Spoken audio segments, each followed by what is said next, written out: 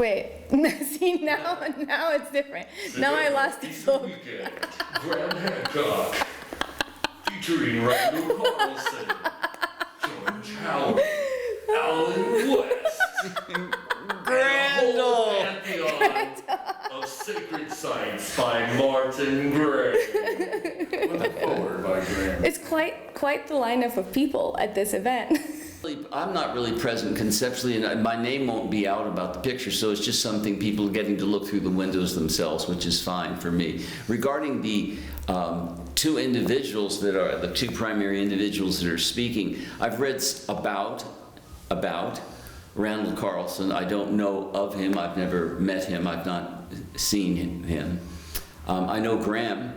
Graham, if I had it, I could show it to you here. Graham, I wrote a book called Sacred Earth. Yes, and he wrote your foreword. Yeah, he wrote the foreword to this beautiful, it still is the most beautiful book ever published on photographs of sacred sites. I have all the others in my library in there of 1,200. And you're like, nah, mine's better.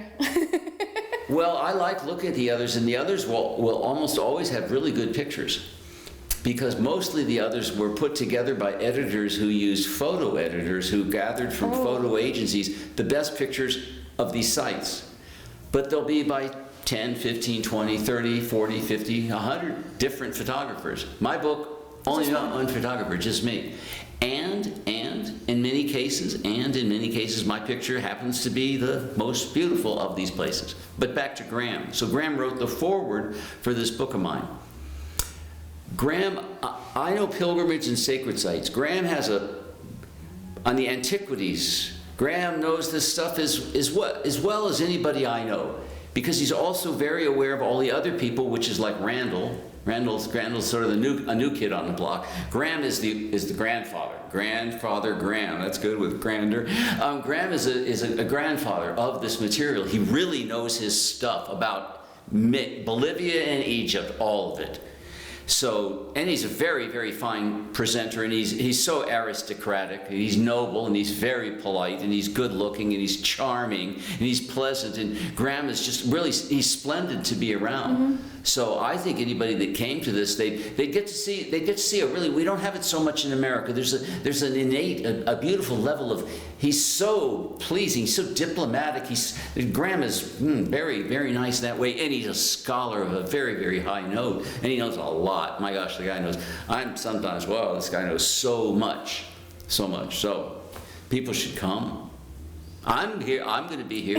I'm going to be here, lurking around in the background. So you'll be like at seeing Randall Carlson live for the first time yourself as well. Yes. So that experience for me last year was a big deal. Like learning sacred geometry through him. Just I listen to these lectures. I look at these videos online, and you have you have an idea or perception about what people are like. Like I could have looked at your work and seen you talk online, but meeting you in person has actually been so profound. And then so juicy. And then you get the other people that come. That's a totally cool part of it. You think it's not just, it's me and Graham Hancock. Well, it's you and a bunch of other cool people that you can get to talk to and hang out with and have lunch with one day, and maybe go on other things with these different things. It's great. That's another reason that I used to go to conferences a lot just for that reason. The community. The community, the cool people you meet, man. It really is. I made some great friendships last year too, and I go to, for example,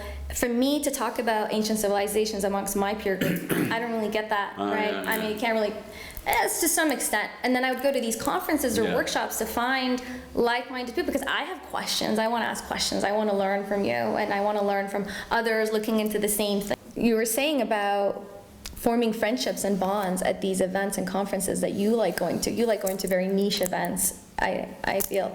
And so it's just the type of friendships and community that you find over there. Yeah, I like the idea of coming and meeting your your family, your tribe. It's hard out there. You can't really tell. Person who's the assistant night manager of the Circle K, the 7-Eleven, could be extraordinary, but you wouldn't know. They dress, we're all generic looking. So you come to something like this conference, it's a magnet for other people like you. I think that's really really cool. And then you get those social chord possibilities, 3 people together and you have an idea. I mean, I just been listening to some Beatles music the other day. Come on, that's an incredible chord. I love the Beatles. You got these 4 people doing these things. It's just incredible. And so at these conferences, maybe 2, 3, 4, 5 people you'll meet, and you'll end up doing a musical piece, a band, a book, a company, or whatever. It could be an incubator for ideas. That's very cool. Inevitably, it's going to be an incubator on a singular level. But then you get this possibility of the singulars uniting into 2 and 3 and 4 and 5 and creating these small group things, which is, to me, really cool. And what's that thing I saw? You know, they say this about. You won't win if you don't bet something with horse racing. You know, you got to play to win, something like that. That's what I'm just thinking. You want this, you got to come.